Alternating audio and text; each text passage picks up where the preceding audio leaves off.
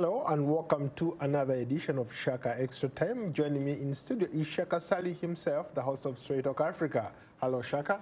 Hello, Paul. Good to see you. Good to see you too. How are you? Man, I can't keep up with you. You keep, for some reason, you keep somehow bringing out some incredibly gorgeous, fashionable shots. I'll take that as a compliment and thank you so much for supporting my Indiho collection. A warm welcome to you all our Facebook followers and watching us live. Shaka Extra Time is a show that comes to you every Tuesday, and today we'll be talking about a wide range of issues, but I guess let's start in Egypt. Shaka, 24 teams played this year in the Africa Cup of Nations. We are down to two teams, that is Algeria and Senegal. Your thoughts, Shaka? Algeria and Senegal, it's very interesting because one of the two teams that you mentioned, Algeria, has won it all before. It has kissed it. It has kissed the trophy, the golden trophy and all kind of stuff. But guess what? Senegal has never had the opportunity to kiss the trophy, even though at one time it was one of the most highly ranked football teams when it comes to the World Cup, the beautiful game. Shaka, you've been around for some time, and over the years you've observed some of these teams that make it to these finals. What is it that people should be looking for, or what makes these teams stand out? To play as a team. It's not, at that level, it's not about the individual really skills and shining and all that kind of stuff. It's those 10 people, plus the goalkeeper 11, they have to be playing like a team. If they can play like a team, share the ball and what have you, and look at some of the great opportunities that appear here and there, and take advantage of them, at the end of the day, they will be laughing and celebrating and probably drinking champagne, or share, as they say, in our neck of the woods. How about if I was to borrow maybe the American phrase that people play on a team, but at the end of the day, it's the individual that wins, and we've seen it. We've seen this happen over and over again. Take for example, whether basketball or soccer, you have some very incredible players on that team, but only one person gets to be celebrated. And in this particular case, you have some players who stand out, who have been playing, let's say, outside of their home countries, playing in the European League, in other leagues. So what could be different this time around? I mean, that is very true, but let's face it, someone has to be able to supply the ball to you. Someone has to identify you that you are strategically, for example, located, positioned, and all that kind of stuff, and give you the ball. And then you obviously cannot allow any margin of error. You have to put it exactly where the ball is expected to belong. I mean, I remember, for example, there was a time when Liberia had one of the most incredible world-class football players by the name George Weah, who happens to be the president of Liberia as we talk. Yes, he could do all sorts of things. He had deep pockets. He could pay his colleagues and what have you. He could fly them here and there. They could play. But you know what? Like I keep saying, as an individual, you can run very, very fast, and maybe you can score. But together, we can go very far. So at the end of the day, this is not an individual sport. This is not about Edwin Moses running 400 meters hurdles in 1976 Montreal Games, where he ended up breaking Ugandan John Achibua's Olympic and world record of 400 meters hurdles. This is teamwork. It is a team. You have to play together. You have to be there for each other. You have to hold each other's back. that is the only way you can drink champagne or al-Bashir. Interesting, interesting. So any expectations? Well, to be very honest with you, I would, you know, my heart tells me that it should be Senegal at least getting an opportunity for the first time to celebrate that almost important, you know, championship. But let's face it, we are talking about Cairo, and we're talking about Egypt.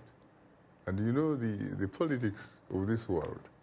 I remember one time I was in Cairo, and at the time, Egypt had in fact been the Africa soccer champions. And this guy was telling me that he had just come from Africa. He had actually come from Nairobi. Then I said, wait a minute, what are you talking about? You just come from Africa. Where are you? I thought you were an African. And in fact, I thought that you also were in Africa. Because let's face it, who is the Africa soccer champions? It happens to be a name called Egypt. And you're Egyptian. And you're saying you just came from Africa? So I'm saying those dynamics could probably work in favor of Algeria. See, the same neighborhood and what have you. So it's quite possible that one could look at it as Algeria having some kind of, you know, advantage in terms of location and geography and the cultural dynamics. Shaka, you bring up a very interesting point here. There are a lot of critics who say that when it comes to playing in the name of Africa, the Arab nations, Arab African nations, when it's politically expedient for them, they become Africans. When they need the votes, for example, Absolutely. at the UN or at the African Union and stuff like that, yes, for example, you remember in the 90s, Africa had complained so much that since the founding of the United Nations in 1945, there had never been an African to occupy the top executive job, the UN Secretary General. And guess who actually ended up taking that honor? Dr. Boutros Ghali of Egypt became the first African UN Secretary General. Interesting. Until late, of course, what the Americans did with their veto power and stuff like that, they decided to deny him the second term because they said rather than act as a secretary, he pretty much acted as a general. And of course, then Kofi Annan of Ghana, the Ghanaian, in a sense, became actually the first African, even though you could have to qualify that by saying perhaps the first black African Secretary General to occupy that 38th floor office in Manhattan. Let's move along. Let's cross over from Egypt. Let's go to the most southern part of Africa, South Africa. Interesting developments there. Let's maybe start with a comment from... let's first talk about President Jacob Zuma, former president of South Africa, testifying in a corruption at a corruption hearing. This is something that cast a dark cloud over his presidency while he was president. But not only did he testify, he's also alleging that there are people out there who are out to get him. They are actually threatening his life and that of his family members. Are we talking about corruption hearings, or yes, is it something that is called state capture? Well, or both? A combination of both. The Guptas. Absolutely. Mm-hmm. Very interesting, but you are looking at democracy at work. And South Africa, I have said it before and I will say it again.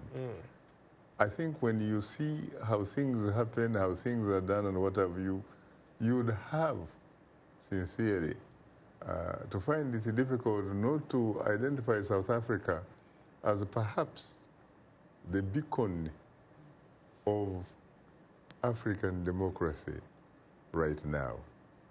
And when you talk about democracy, democracy is largely premised on accountability. It is premised on social, economic, political justice. It is premised on fairness. And so I think it is incredible and it's great that we are actually having these type of hearings in South Africa. Right. And that you should also give credit, for example, to Jacob Zuma, otherwise known by his clannish, romantic, beautiful name called Mushorozi. He was able to be recalled by the ruling African National Congress to leave his job as president. And he accepted, though grudgingly, he accepted and stepped down. And he's now being taken through what they call accountability. But we have to give, I think, credit to Thabo Mbeki, his predecessor, who was initially recalled. He could have decided perhaps to behave differently. He didn't. He felt that the country was more important than himself as an individual. And so he decided to respect the decision made by his party, the ANC, and stepped aside, paving way for Jacob Zuma to become president. And so I think we are seeing very interesting dynamics in South Africa. This is, in fact, should be an example, frankly, for the rest of the continent, because at the end of the day, you need a society that is based, ruled-based or governed-based on democracy, on socio-economic, political justice, on a society that aspires towards equitability. I think South Africa is making Africa proud so far. How would you respond to critics who say that what Zuma is facing right now is a taste of his own medicine? He engineered what got his predecessor out, the person you just referred to, Thabo Mbeki, but now he's going through a similar thing. The only exception is that he's actually physically appearing in front of a tribunal. Yeah, he did, but let's face it. First of all, he's going through the process. Others might call them, of course, going through the motions and all that kind of stuff. Ideally, in a democratic society, Paul, one is innocent until proven guilty. Whereas, on the other hand, in a democratically challenged society, or in a dictatorship, one, in fact, is guilty until proven perhaps innocent. But in this particular case, you really have to be patient. You have to wait and see at the end of the day what will be the outcome of these hearings or the due process that is underway in South Africa. How about two quick responses from one, Almini James? He says, power corrupts absolutely. And another one, Gerard Zung here. If politics is about uplifting lives of the underprivileged, why are most elected leaders in Africa getting richer while the poor are getting poorer? In the context of Jacob Zuma, for example. It is very, very sad, Paul, because let's face it, when you think about Africans who are well off, those who have, for example, what they call deep pockets, those who have, for example, millions and billions of dollars in Swiss bank accounts, in offshore accounts and all that kind of stuff, sadly, when it comes to Africa, these are the individuals that also actually happen to hold political power. These guys have no factories. These guys do not create jobs.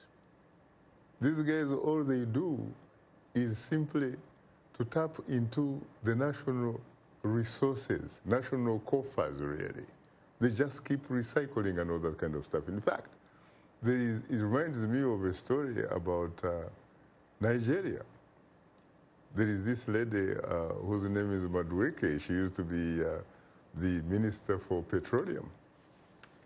You cannot believe how many or how much US dollars this woman supposedly spent on buying, for example, watches, earrings, and all that kind of stuff. And this woman claims to have actually gone to school. She went to Howard University, nearby here. She went to Cambridge University in England and all kind of stuff, only to learn really to be a thief, a very big thief. You're talking about Nigeria, where probably millions and millions, tens of millions of people actually hardly can get one meal a day. No guarantee of a meal.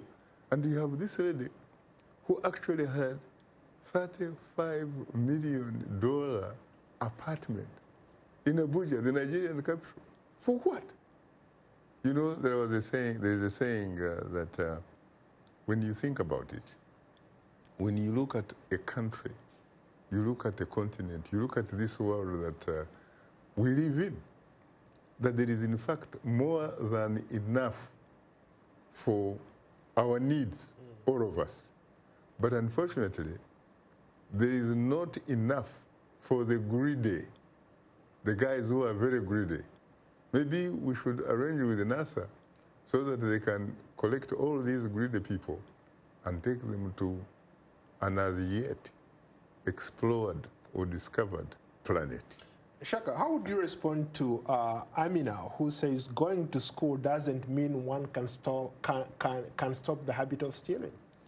Well, you're right, except that, in fact, going to school perhaps also contributes in the sense that it probably exposes you to the extent that you can actually develop this habit of consuming.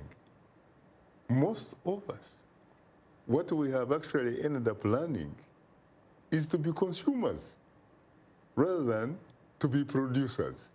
What we actually need is to learn how to produce, to create wealth, and to be able to reflect our traditional African cultures of being there for one another, reflecting what is considered to be essentially an extended relationship, which is really the African way. But when it comes to the control of the state, the people that control this thing called the government, they are very greedy. They basically end up, in fact, being patriotic to their stomachs, the stomachs of their families and friends, and not the people. But Shaka, how would you maybe respond to another criticism here? Not everybody who steals belongs to the government. We had, for example, here, blue-collar crime here. It's one of the highest crimes in this country. And even in Africa, most highly educated people tend to use those skills they acquired from schools or universities to do certain things that are not, by any measure or standard, acceptable. For example? People stealing. You've heard of Madoff, who stole people's money because he was able to play on their weaknesses and said he was going to invest money for them. But in a way, you are not really contradicting me. You're probably making my point, except that when it comes to Africa, mind you, the state, the government, is the single largest employer, the single largest contractor. Not so, for example, in developing countries. For example, here, individuals are probably even much, much richer than those people that are elected to control certain state budgets and what have you. But at the end of the day, I think we need to be able to make sure that we have systems that allow us to choose those who actually govern us. And that those who govern us must reflect, for example, the importance or values that make them, frankly, be men and women of character and integrity. Not necessarily that they have such and such a certificate, a diploma, and all that kind of stuff only. No. Not that they have, they are members of some religious affiliation and all that kind of stuff. No. Character and integrity are very, very important in terms of public service. And they have to be willing to be there for each other. They have to be looking at a society whereby they put society, they put their countries above their personal, political, for example, interests. At the end of the day, it's about service. Yeah, you are watching Shaka Extra Time, a show that comes to you every Tuesday. And here in studio, I'm joined by Shaka Sali himself. Shaka, before we leave Nigeria, let's go to another comment here from Felix. What are the best ways to combat insecurities in countries like Nigeria, especially in light of what has been happening there? Not only do we have Boko Haram in northern and eastern parts of Nigeria, but we also have Fulani herdsmen fighting communities who are looking. This has been going on for a while, and something has to be done for it to stop. In fact, one of the former presidents, Olusegun Obasanjo, was quoted by the local and international media. They are saying that if the issue that is going on, if it's not addressed, I mean the Fulani fighting the local communities, it's going to spill over. Maybe it could end up being a genocide like what happened in Rwanda. Your thoughts? You see, first of all, I think that we need better governance. We need men and women, again, of integrity. Men and women that have character. Men and women that are interested in bringing people together rather than dividing them, either along sectarian, ethnic, or political differences.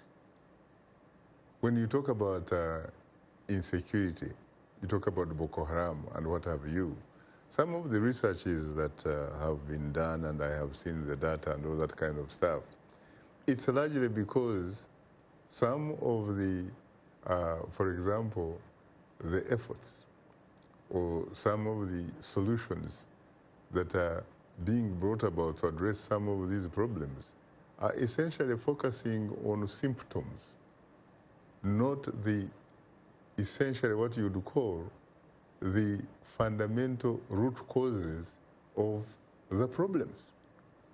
You talk about the Fulani. You're talking about the Fulani, but really it's not about being Fulani. It's about the mode of production.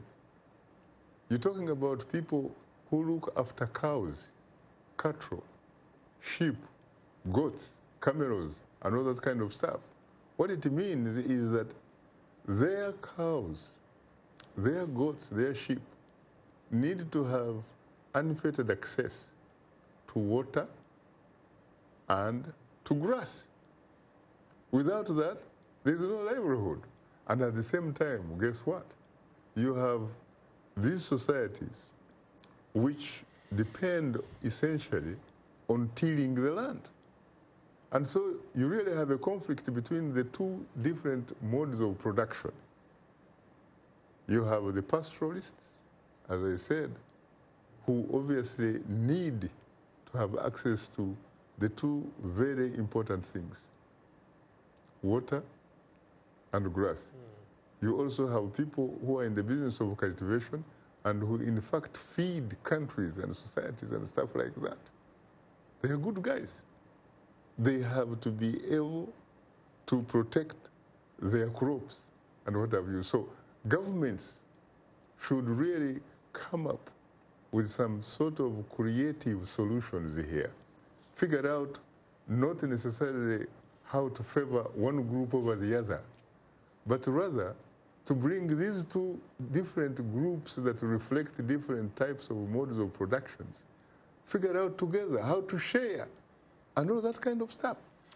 Shaka, you bring up a very good point. Maybe let me follow up. These ethnic clashes are not just happening in Nigeria. We've seen it happen in other countries. For example, in Congo, In 2000, end of 99 to 2000, I covered a massacre in Congo where the Hindu and Hema militias massacred each other, and thousands, yes, thousands were killed over a similar situation where the Hema pastorates are moving around with their cattle looking for grass and water, and the Lendu are technically agriculturists or farmers. So they were fighting over the same resources. Should it really be about death? No. Again, like I said, there is more than enough really to go around for our needs if we were ready to be sincere about life. What you are talking about happened in neighboring Rwanda. It happened between the Hutu communities and the Tutsi communities. No one talks very much about the pygmies, the Batwa and stuff like that. But everybody is a human being here, and every life is very important.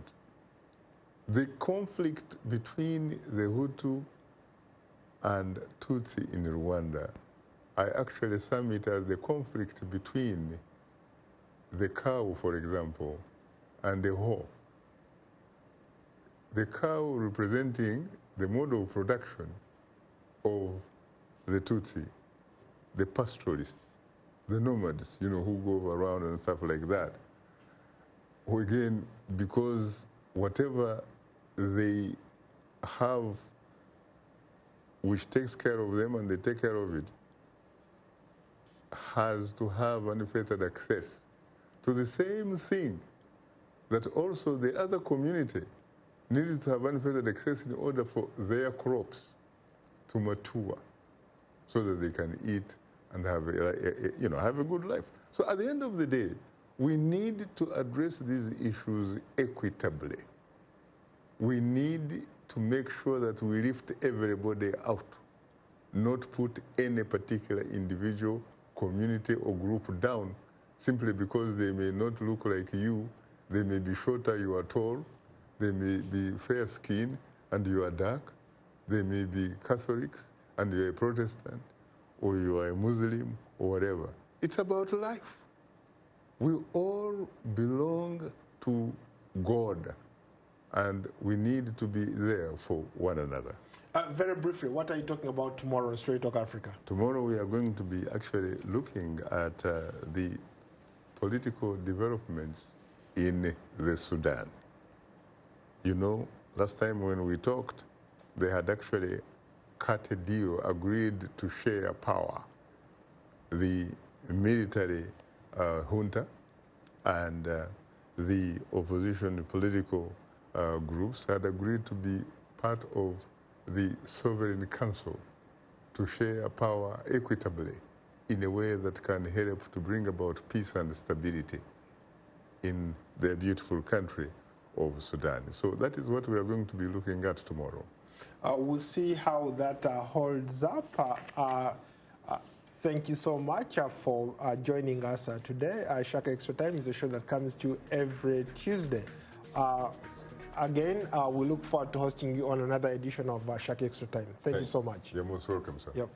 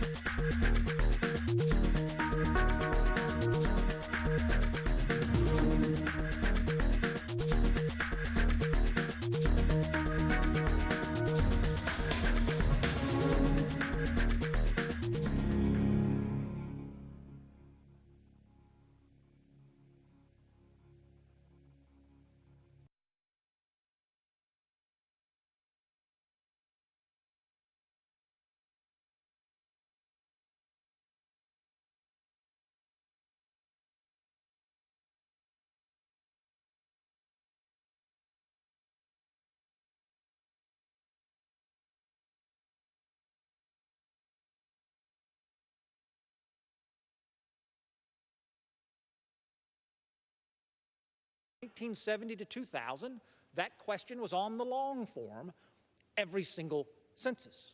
And then in 2000, we took it off the long form and we put it on to the American Community Survey, that half-decade measure that goes out to create the data that Mr. Raskin rightly noted is so important to all.